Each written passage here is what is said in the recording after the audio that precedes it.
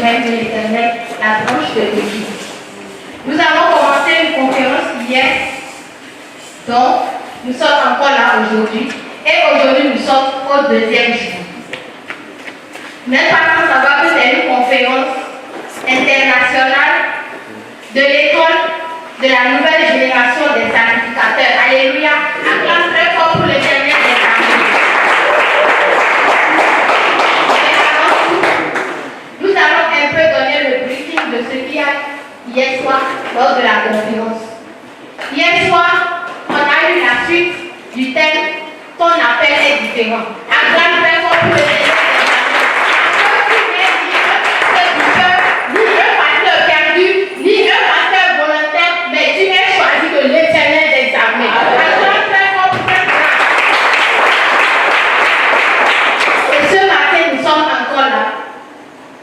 Avec le thème, hier soir nous avons enchaîné avec un thème dénommé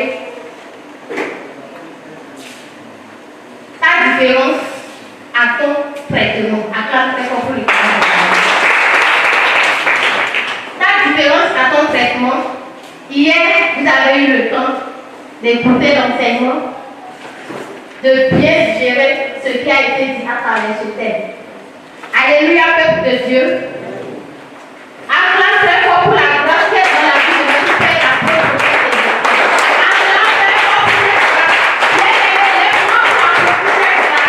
Lève-moi pour approcher cette grâce. Parce que ce n'est pas une grâce n'importe qui, mais c'est une grâce incomparable.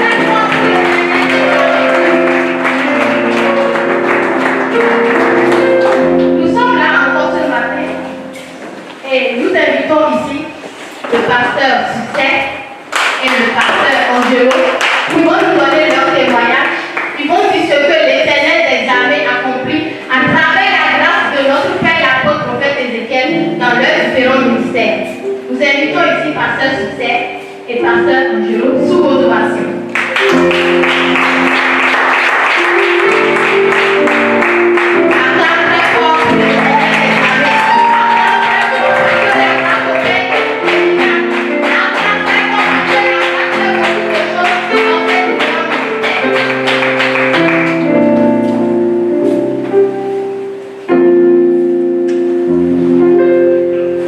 Alléluia. Bonjour. Bonjour. Bonjour les gars. Que la grâce du Seigneur soit avec vous. Que la grâce de notre Père inonde encore notre vie, notre puissance de Jésus. Je veux tout d'abord que vous vous tenez sur vos pieds pour acclamer très fort la grâce de la Père.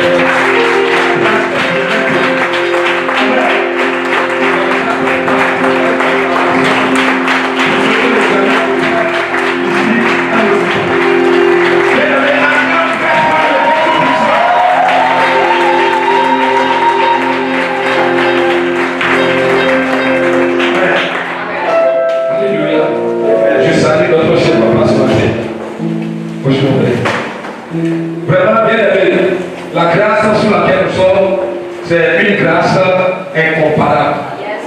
C'est une grâce immense. On n'appelle pas ça la grâce, c'est la surabondance de la grâce. Amen. Parce que l'Éternel, il fait et il continue toujours à faire des choses étonnantes. Il fait des choses au point que moi-même qui suis sacrificateur au Togo, des fois je m'assois, je regarde, je commence par rire. Je ris parce que j'ai compris que ceci, ce n'est pas une dimension de l'homme, ce n'est pas l'homme qui a voulu, ce n'est pas une volonté de la chair qui est en train de faire, mais c'est la volonté de Dieu qui s'impose et qui travaille devant nous. Acclamons très fort le Tout-Puissant. Amen. Ce matin, je ne veux pas commencer mon témoignage parce que moi j'appelle pour moi un très grand témoignage. Très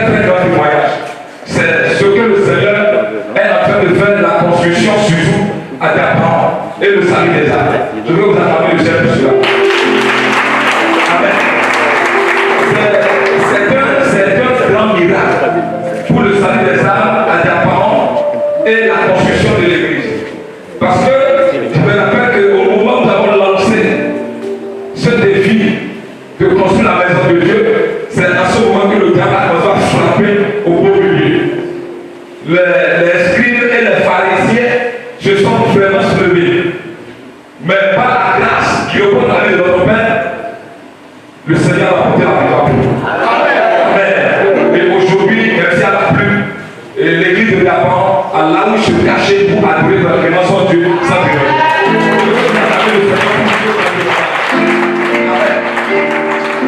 Je ne vais pas passer ça, vous donner un peu de ce que le Seigneur fait là-bas. Si nous avons dit tout ce que le Seigneur fait à d'abord, vous n'allez pas quitter ici, ni aujourd'hui, ni demain, ni dans un mois. Ce que Dieu a opéré, même, excusez-moi le terme, même les églises qui sont des, comme notre Père l'a dit hier, depuis 95 ans, ils n'ont pas encore atteint ce niveau. Donc c'est une grâce qu'il ne faut pas comparer, ne le comparez pas, ne l'égalez à aucune autre grâce. Elle est spéciale, elle est influente, et puis c'est tout. Amen. Un jour, j'étais à la maison, et mon portable a sonné, et la personne m'appelle, et dit allô. Il me dit bonjour monsieur. J'ai dit oui, bonjour monsieur, comment vous allez? Il dit bien. Il dit j'espère que c'est le pasteur d'Ézéchiel. J'ai dit non, ce n'est pas le pasteur d'Ézéchiel, c'est Ézéchiel. Il dit parce que si tu appelles pasteur d'Ézéchiel, je ne vais pas prier pour toi, je ne vais pas t'écouter. Donc appelle-moi la haute d'Ézéchiel. Donc quand je parlais comme ça, il y avait certains enfants qui étaient avec moi qui ont dit non, toi c'est un jour, il dit non. Ça c'est mon ancien nom. Mon vrai nom là, c'est Ézéchiel. C'est pourquoi je dis ça. Parce que quand le monsieur a commencé par parler, j'ai dit que ça là, il faut une grâce qui dépasse les autres grâces pour oublier. Le monsieur m'a raconté cette histoire. Il me disait que ça fait 3 ans qu'il s'est marié avec sa femme et que la femme, elle, s'est assurée. Donc lui-même devait se rendre là-bas et ils vont tout s'appeler là-bas. Donc depuis 3 ans, il a fait le dépôt de visa, de quoi autour, rien ne lâche pas. Il va le dire, reviens après demain. Jusqu'à le gars que lui s'est fatigué. Il s'est promené des sortes d'études, des grands hommes de Dieu de l'Orient. Il s'est promené, pas de suite. Et il a rencontré d'autres le connaissent, le frère côté. Et il a parlé au frère côté. Le frère côté dit, je connais une classe de Chouba. Va voir telle personne. Tu vas partir. Quand il est venu, il m'a appelé. Et puis il est d'accord pour venir. Il est venu me voir. Le Saint-Esprit, par la grâce de notre Père, a ouvert les cieux. J'ai commencé par le parler. Et quand je parlais, le gars a commencé par pleurer ce nom. J'ai dit maintenant, c'est ta dernière ou ton dernier jour de pleurer. À part qu'aujourd'hui, tu ne pleureras plus. Il a dit c'est vrai. J'ai dit ce n'est pas que c'est vrai ou c'est faux, ce n'est pas moi qui dis pas. Mais toi, à celui qui t'a créé et que toi qui as tout préparé pour que tu ailles aux États-Unis. Le gars dit d'accord, il n'y a pas de problème. Il dit donne-moi le numéro de l'enregistrement de ton peut-être touché. Il m'a donné le numéro. J'ai prié pour lui, j'ai dit vas-y. La liste est finie, j'ai dit c'est bon, vas-y seulement. Et je lui ai dit, je le parlais en avril. Et je lui ai dit jusqu'au 15 mai, sous la grâce de mon père, son passeport ou son visa va sortir et il va voyager. Je lui ai dit, si tu ne voyages pas cette année, ce n'est pas moi mon problème, ce n'est pas moi qui a voulu, c'est toi-même qui a voulu. Il a dit d'accord, mais non, lui veut partir, il dit vas-y. Quand il est parti le 7 mai, l'ambassade l'appelle. Et on a demandé, c'est toi monsieur? Il dit oui, c'est moi. Et on a dit bon, descends à Lomé demain matin, on a quelque chose à traiter avec toi par rapport à ton dossier. Le gars s'est rendu à Lomé, ils l'ont reçu, ils l'ont interviewé, il a parlé, il est d'accord. Va à la banque, quand tu vas, ça va faire 3 semaines, tu prends certaines pièces et tu reviens encore. Quand il est revenu, le voir, il a dit, qui a parti avec eux, c'est la même chose qui va commencer, il a dit comment la même chose.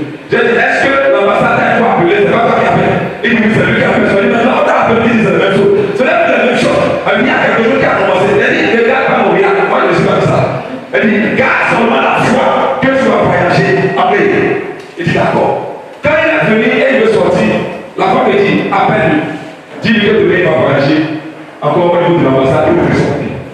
Je l'ai appelé, monsieur, tiens, tu as dit combien il a dit 3 semaines. J'ai dit, demain tu vas retourner encore à l'hôpital pour aller chercher ton visa. Il dit, hein, et d'accord. Il est sorti de chez moi le matin à 15h de l'ambassade l'appelle. On lui dit, demain, vous devez voir à Lomé.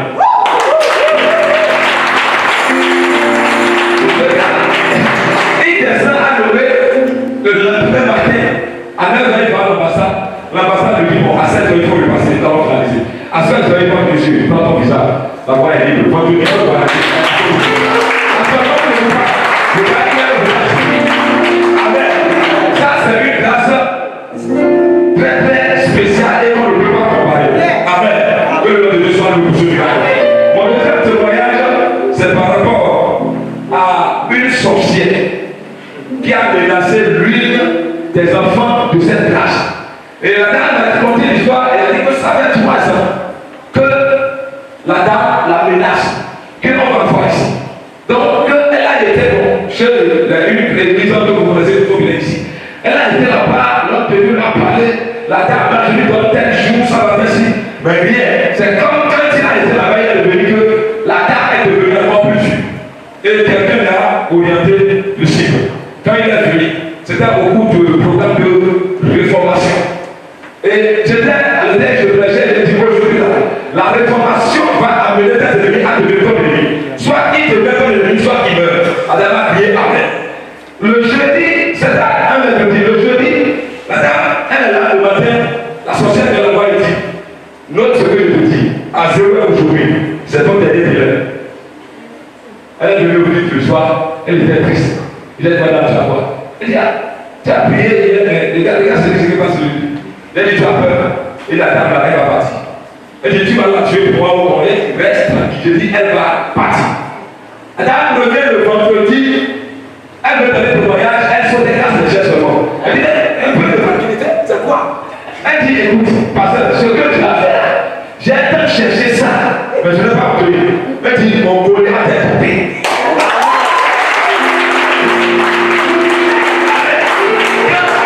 Quand elle a dit mon Goliath est tombé, elle dit non, pas bien.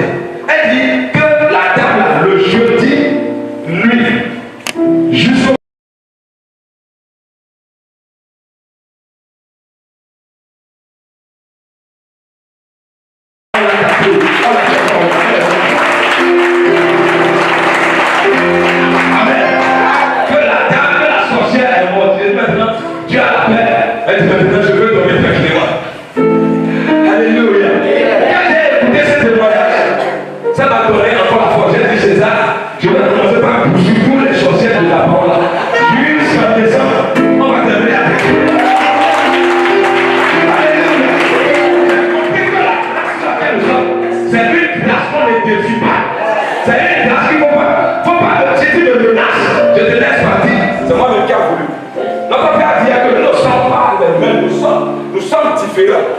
Amen. Nous ne sommes pas les mêmes. Alléluia. Amen. Alléluia. Mon troisième témoignage, c'est par rapport toujours au programme de la réformation. Il y avait une dame qui avait perdu du sang pendant 4 mois. Elle va à l'hôpital, on la donne des produits, on les jette, on fait tout. Mais ça ne se calme pas, ça ne se calme pas. Et elle est venue au cours du programme. Et quand je la voyais, la grâce de mon père me disait que madame là, la sorcellerie a attaché un bidon à l'arbre et ils ont placé un tuyau dans son corps et ils ne font que vider son sang. Donc quand je l'ai appelée, j'ai dit madame, je vois qu'on vide ton sang. Elle m'a dit oui, que ça fait 4 mois qu'elle est toujours protégée, que le sang coule seulement. Et quand tu vois son sang, tu vas croire que celui-là, demain elle va mourir. Parce que tout était très plat. Il y avait plus de sang dans son corps, on dirait. Donc j'ai dit, écoute-moi, est-ce que tu as la foi que je peux faire maintenant? Je ne parle pas de tout à l'heure, mais j'ai dit maintenant. Elle dit, oui, j'ai dit, j'ai dit, elle est venue devant. Je l'ai regardé, j'ai dit, sous la garde de mon père, je te transfère la vie qui est dans ce ministère. Tu ne mourras plus, mais tu vas vivre. Elle dit, regarde-moi. Elle dit, si on monte toi sous la garde de mon père, le sang va s'arrêter là où tu es. Les gens me demandent, oh, pasteur, il est qui? Obsédé. Je l'ai regardé, j'ai soufflé le Saint-Esprit sur elle. Quand elle a soufflé le Saint-Esprit, elle est tombée. Elle est restée couchée là-bas pendant 3 minutes. Après 3 minutes, elle s'est réveillée. J'ai dit, madame, va vivre. Elle dit, je n'ai pas besoin de sortir. Moi-même, j'ai senti que le sang s'est arrêté.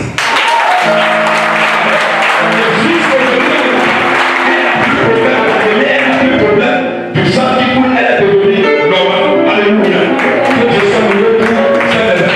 Il y a une autre personne qui avait un problème de dystopienne, comment vous appelez ça? Quelque chose du genre. Et la dame, à chaque fois qu'elle reçoit, ça doit couler. À chaque fois qu'elle reçoit, ça doit couler. Et elle est passée à l'église un dimanche. Et je déclarais sur la table de mon père que tout ce que la sorcellerie a mis en toi, ou bien on t'a donné à manger par elle, ou bien on t'a transféré en toi, ça doit sortir. Donc on priait que la dame a commencé par vomir, elle a vomi des choses bizarres.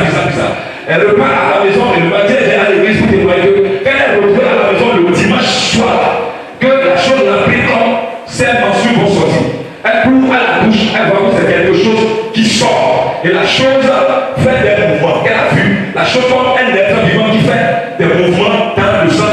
Elle a pris les images, les choses étaient bizarres. Donc la chose qui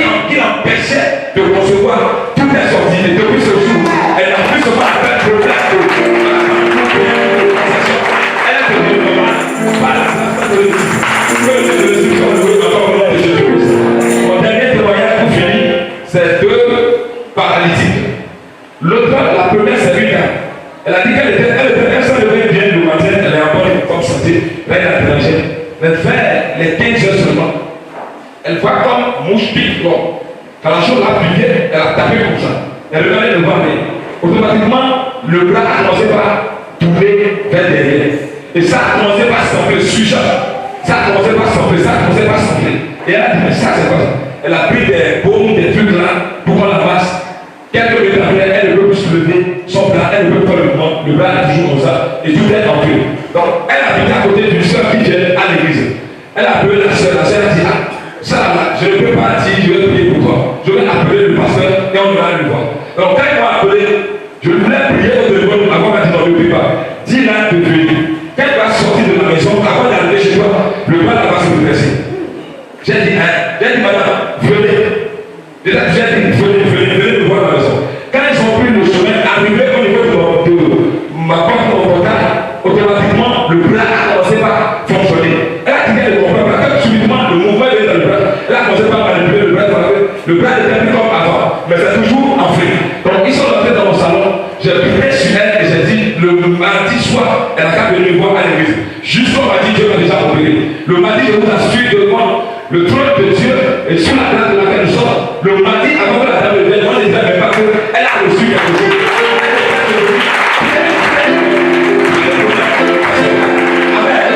Le deuxième, c'est un monsieur qui prenait ça, il a parlé de 4 mois. Que lui aussi, c'est un couteau seulement au niveau de son pied. Et puis il a gratté. Quand il a gratté, c'est fini, ça fait de plus.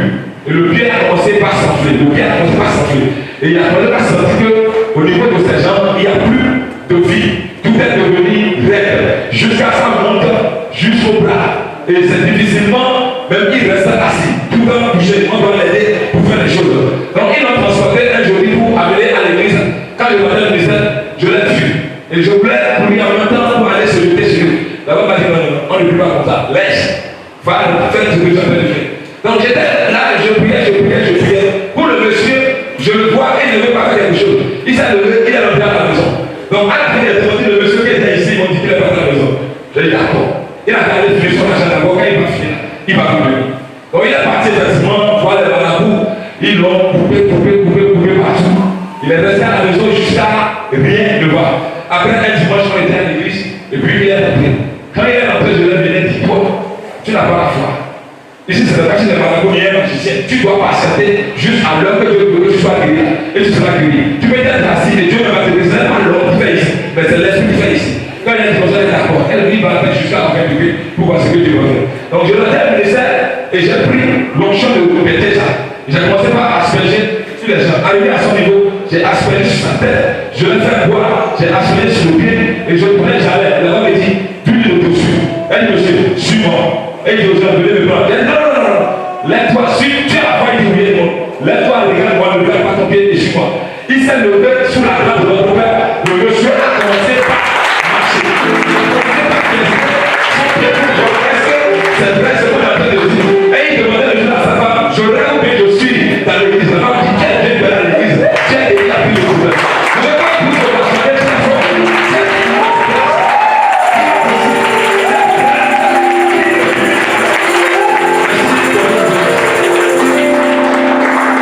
Si tu peux acclamer très fort.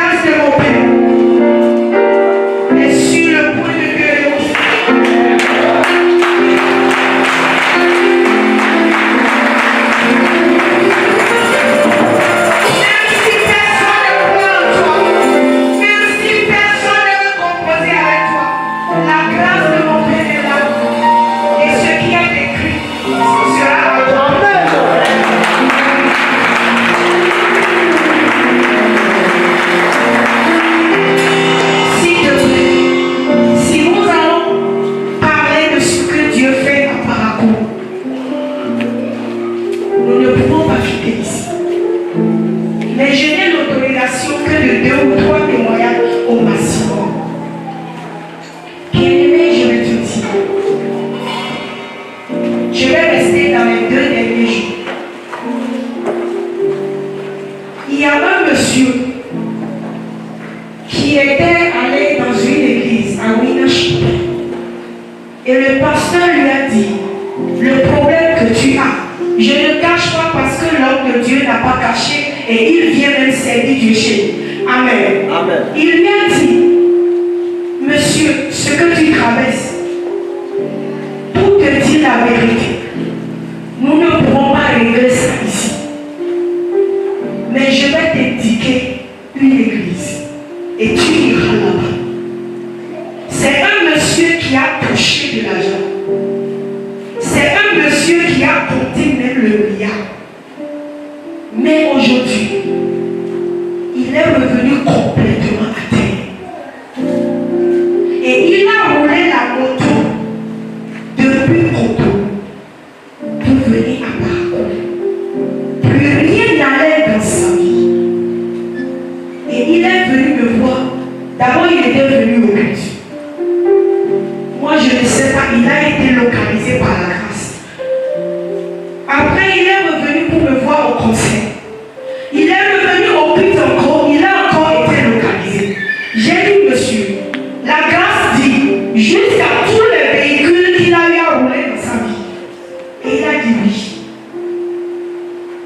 Il n'y a pas de véhicule qu'un ministre ou un président va rouler aujourd'hui que je ne suis pas rentré dedans. Moi-même, j'ai roulé. Mais aujourd'hui, je suis à mon tour. Mais je dis, la grâce lui dit, je vois le relèvement dans ta vie. Et c'est comme ça ne va pas durer. Je vois ça venir. Fils et filles de mon Père, nous n'avons pas fait 2 semaines. Quand la grâce de mon Père a repositionné ce monsieur, la grâce lui a donné un travail où il était à la tête de 2 structures à la fois. Je ne dis pas empêché. Quand on a quitté là-bas, on lui a touché 3 véhicules.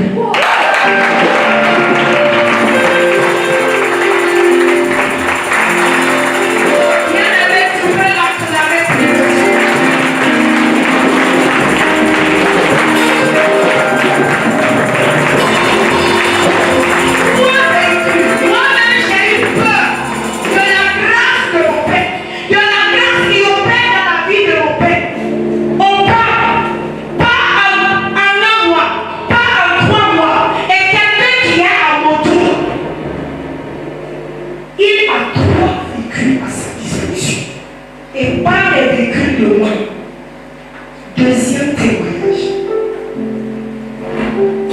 Ça c'est récit. Ça ne fait même pas encore 3 jours. Il y a une femme enceinte. On leur a dit, parce qu'il y a une femme qui m'avait rencontré, parce que le bébé était mal positionné au conseil. Et la grâce du Père a repositionné le bébé. Et la même personne qui avait orienté l'autre et l'autre a accouché correctement. La même personne les a amenés au trône. J'ai prié, j'ai invoqué la grâce. Le bébé ne s'est pas repositionné. Le mari m'appelle 1 heure, 2 heures, mais je décroche toujours. Je lui ai dit, je ne sais pas comment ça va se faire. Mais je vois le bébé sortir. Parce que la tête était en haut et le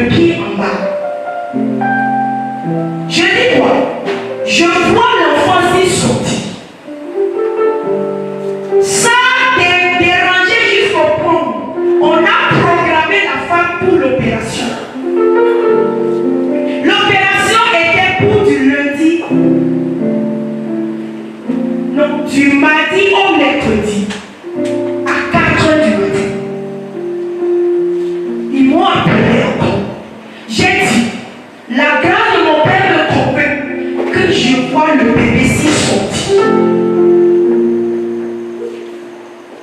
À 0 heure, il s'éteint.